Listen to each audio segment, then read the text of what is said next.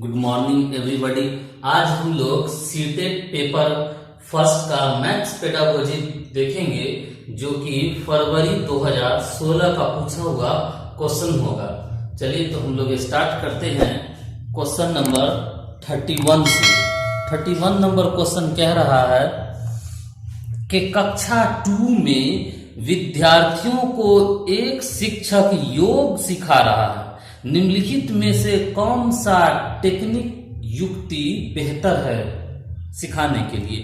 First option कर रहा है कक्षा 2 में शाब्दिक प्रश्नों का प्रयोग किया जाए। दूसरा में कह रहा है शाब्दिक प्रश्नों का प्रयोग केवल मूल्यांकन हेतु किया जाए। तीसरा में कह रहा है योग को शाब्दिक रूप में व्यक्त करना चाहिए। चौथा में कह रहा है शाब्दिक प्रश्न के अध्याय में अंत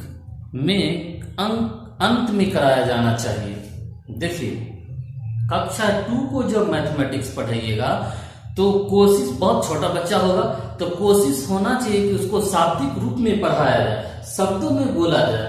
जैसे अगर उसको बोला जाए 2 मैंगो एंड 3 मैंगो, 2 आम और 3 आम कितना होगा, तो वो बताएगा 5 आम होगा। इस प्रकार के शब्दों का प्रयोग करेंगे तो वो बच्चा ज्यादा अच्छे ढंग से समझेगा। तो 31 का ऑप्शन नंबर 3 बेस्ट है। 32 पर चलते हैं हम लोग। 32 में कह रहा है कक्षा 2 में शिक्षक ने योग के निम्नलिखित शाब्दिक प्रश्नों का प्रयोग किया। विद्यार्थी को शाब्दिक रूप में प्रश्न दिया। क्या एक टोकरी में 5 सेब हैं, उनमें 7 सेब और रख दिए गए, तो बताइए टोटल सेब टोकरी में कितने हुए? निम्नलिखित में से शाब्दिक प्रश्न किस बात को या किस श्रेणी से संबंधित है? पहला नंबर क्वेश्चन है संवर्धन से, ऑप्शन है। दूसरा नंबर है पृथक्करण से। तीसरा नंबर है योग की पुनरावृत्ति से, और चौथा नंबर है समुच्चय से। देखिए, किसी भी चीज को बार बार अगर जोड़ते चले जाएं, उसको समूह में करते चले जाएं, ग्रुप में, तो a well defined group is called set. एक सुपरिभाषित समूह समुच्चय कहलाता है। अब सेब में सेब डाले जा रहा है और पूछ रहा है कितना सेब टोकरी में होता जा रहा है, मतलब वो समुच्चय कर रहा है, सेट तैयार कर रहा है। इसीलिए 32 का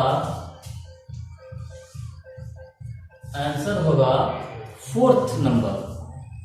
33 में है गणित में त्रुटियों की एक महत्वपूर्ण भूमिका है। यह कथन है, पहला ऑप्शन है गलत है, क्योंकि गणित में त्रुटियों का कोई स्थान नहीं। दूसरा ऑप्शन है गलत है, क्योंकि त्रुटियां लापरवाही की वजह से होता है। तीसरा सही है, क्योंकि ये बोध कराती है कि बच्चे गणित के अवधारणा को किस प्रकार से सीख रहे हैं। चौथा है सही, क्योंकि ये विद्यार्थियों को उनके प्राप्तांक के विषय में फीडबैक देता है। देखिए, त्रुटियां बच्चों के सीखने के क्रम में होगा ही होगा। अगर बच्चा सीख रहा है तो उससे त्रुटि होगा, और ये बच्चा कैसे सीखता है इस बात को बताता है। इसीलिए बच्चा गलती करे तो ऐसा नहीं कि बहुत गलत बात है, नहीं, वो सही है। ये बच्चा कैसे सीख रहा है इस बात को बता रहा है। तो 33 का हुआ 3। चलिए 34 में चलते हैं। कह रहा है कक्षा 4 के विद्यार्थी को समझने के लिए 1/10 और 1/100, 1/10 और 1/100, कह रहा है कि इन दोनों में 1/10 बड़ा है, यह समझाना है। तो इसके लिए कौन सा TLM प्रयोग करना चाहिए? नीचे ऑप्शन दे रखा है। पहला नंबर ऑप्शन में कह रहा है डाइंस ब्लॉक, दूसरा में संख्या चार्ट, तीसरा में गिन तारा, एबेस्कस जिसको हम लोग बोलते हैं, चौथा में कह रहा है 10 × 10 वर्गीकृत ग्रिड, देखिए छोटा बड़ा अगर बताना हो तो संख्या चार्ट ज्यादा इंपॉर्टेंट है, क्योंकि संख्या चार्ट कुछ यूं होता है, इस प्रकार का बराबर बराबर का लाइनिंग होता है, गैप होता है, रो होता है। अब इसको दिखाना है 1/2, तो इसको लिख देंगे 1/2। इसको 3 भाग में करके दिखा देंगे, 3 बराबर भाग, तो 1/3 1/3 1/3। इसको अगर 4 बराबर भाग में बांट के दिखाना हो तो 1/4 1/4 1/4। इस प्रकार हम लोग दिखाएंगे कि नीचे में जो ज्यादा है इसको उतना टुकड़ा करना पड़ता है, इसीलिए देखने में बड़ा कौन है 1/2 वाला, जो छोटा है। तो यहाँ भी सेम टेक्निक होगा, तो संख्या चार्ट होगा। संख्या चार्ट है ऑप्शन नंबर 2 में, तो 34 का रखिए ऑप्शन नंबर 2। नाउ 35 करा 2 या उससे अधिक 2 विमाओं वाली वस्तुओं को मापो, का माप है क्षेत्रफल है, की तुलना करने के लिए निम्नलिखित में से कौन सा एक सर्वाधिक उपयुक्त है। पहला करा अपरमाणिक इकाइयों का प्रयोग क्षेत्रफल मापने के लिए, दूसरा करा आकलन, तीसरा करा प्रेक्षण, चौथा करा अध्यारोपण।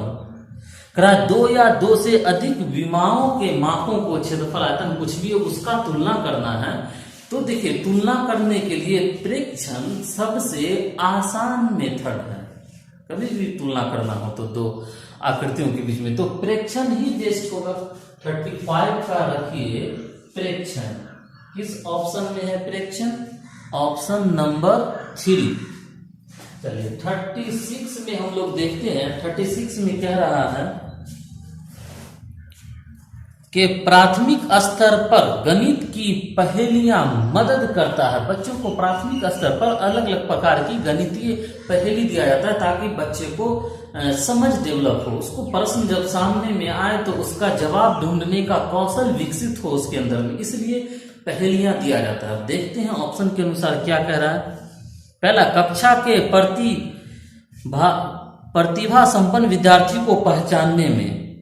दूसरा, विद्यार्थी को मनोरंजन प्रदान करने में, मनोरंजन तो प्रदान करता है साथ में ज्ञान भी देता है। समस्या सुलझाने के कौशलों को परखने में। चौथा, समस्या सुलझाने के कौशलों को प्रोत्साहित करने में। हाँ लगभग है तीसरा चौथा, लेकिन बेस्ट है चौथा, समस्या सुलझाने के कौशलों को प्रोत्साहित करने में। बच्चे इससे उनके पास समस्या जाता है और समस्या से दिमाग लगाते हैं कि इसका क्या होगा, उसको हल करने का प्रयास करते हैं, तो चौथा रख लीजिए इसका। 37 में है गणितीय संचारण उल्लेख करता है। पहला में गणितीय विचारों को समाहित और संगठित करने की क्षमता का। दूसरा है समस्याओं को सुलझाने की क्षमता का। तीसरा है गणितीय प्रश्नोत्तरी में भाग लेने के कौशल का। चौथा गणित के कक्ष में बोलने की क्षमता का। तो देखिए गणितीय संचारण उल्लेख, देखिए गणित में भी एक प्रकार का ग्रामर होता है, ऐसा नहीं कि यूं ही कुछ हो गया बोल दिए कर दिए, एक सिस्टम होता है, एक ढांचा होता है, उसमें निश्चित नियम होता है, उसके अनुसार सारा चीज करना होता है। तो उसके अनुसार देखिएगा, तो इसका पहला रख लेते हैं गणितीय विचारों को समाहित और संगठित करने की क्षमता। तो 37 का फर्स्ट रखिए। 38 में है राष्ट्रीय पाठचर्या रूपरेखा NCF वर्ष 2005 के अनुसार प्राथमिक विद्यालय में गणित पढ़ाने का मुख्य उद्देश्य निम्नलिखित में से कौन सा नहीं है। ये नहीं वाला प्रश्न है, तो ध्यान देना है इसका। पहला संकल्पनाओं का पहला बच्चों की सोच विचार प्रक्रिया को गणितीय रूप देना। हाँ ये हो सकता है। दूसरा है बच्चे के संदर्भ में गणित का वर्णन करना, ये भी चलेगा, 9 वाला छांटना है यहाँ। समस्या समाधान के कौशल को बढ़ाना, ठीक है। चौथा, गणित में उच्चतर पढ़ाई की तैयारी करें। देखिए अभी प्राथमिक स्तर पर ऐसा नहीं है कि बच्चों को ऐसा करते कि चलो भाई आप पीजी में क्या पढ़ेंगे मैथमेटिक्स में, उसका बेस तैयार कर दे। नहीं, ग्रेजुएशन में क्या पढ़ेंगे, तो चौथा ही नहीं होगा, न वाला छांटना है इसमें। तो चौथा 38 का। 39 में कह रहा है प्राथमिक स्तर पर गणित की पाठ्य पुस्तकों की सबसे अधिक महत्वपूर्ण विशेषता निम्नलिखित में से कौन है। पहला नंबर में कह रहा है संकल्पनाओं का उच्चतर कक्षाओं में संबंध जोड़ा जाना चाहिए, एकदम जोड़ना चाहिए। हर कंसेप्ट का आपके आगे यूज हो ऐसा होना चाहिए। और भी ऑप्शन देखते हैं। दूसरा, संकल्पनाओं को जटिल से सरल रूप में प्रदर्शित करना चाहिए, जटिल से सरल नहीं, सरल से जटिल करना चाहिए। तीसरा, संकल्पनाओं को पूर्णतः श्रेणीबद्ध रूप में प्रस्तुत करना चाहिए, नहीं कोई जल्दी। चौथा है संकल्पनाओं को मूर्त से अमूर्त रूप में ले जाना चाहिए। बहुत अच्छा है ये ऑप्शन कि मूर्त मतलब जो चीज दिखे, दिखा करके उसे चीज सिखाना, ये ज्यादा बेस्ट है प्राथमिक स्तर पर। और उसके बाद जब वो सीख जाए तब उसको छिपा करके उस चीज को सिखाना, अमूर्त रूप में ले जाना। तो बेस्ट होगा 39 का 4 के मूर्त रूप से अमूर्त में ले जाना कंसेप्ट को। 40 में चलते हैं। 40 में कहा ज्यामितीय समझ को विकसित करने के लिए निम्नलिखित में से कौन सा श्रेणी क्रम सही है। कुछ टर्म दे रखा है। पहला में टर्म दे रखा है मानसिक चित्रण, कौमा औपचारिक निगमन, कौमा विश्लेषण औपचारिक निगमन। दूसरा में करा है फिर मानसिक चित्रण, विश्लेषण, अनौपचारिक निगमन, औपचारिक निगमन। फिर कह रहा है तीसरा में औपचारिक निगमन, अनौपचारिक निगमन, इसके बाद मानसिक चित्रण और विश्लेषण। चौथा में कह रहा है मानसिक चित्रण, विश्लेषण, औपचारिक निगमन, अनौपचारिक निगमन। देखिए इस टाइप के चीज को हल करने के लिए इसका श्रेणी समझना होगा, हर वर्ड को समझना पड़ेगा। देखिए मानसिक चित्रण में बच्चा विभिन्न आकृतियों की पहचान करना सीखता है मानसिक चित्रण में। इसके बाद है विश्लेषण। विश्लेषण में बच्चा विभिन्न आकृतियों का वर्गीकरण सीखता है, जैसे आयत है, वर्ग है, ये सब चीज को अलग अलग करता है, वृत्त है। इसके बाद आता है अनौपचारिक निगमन, मतलब बच्चा विभिन्न आकृतियों के गुण के बारे में ज्ञान अर्जित करता है, आयत क्या है, वर्ग क्या है, उसका विकर्ण क्या है। तब जाकर के आता है लास्ट में औपचारिक निगमन, जिसमें छात्र विभिन्न आकृतियों के गुणों के बीच में संबंध स्थापित कर पाता है। तो इस हिसाब से हुआ इसका 40 का 4th नंबर, चौथा। उसी में दे रखा है सीरीज में सबसे पहले मानसिक चित्रण, फिर विश्लेषण, फिर अनौपचारिक निगमन, तब औपचारिक निगमन। तो बेस्ट श्रेणी 40 का है चौथा। चलिए ठीक है।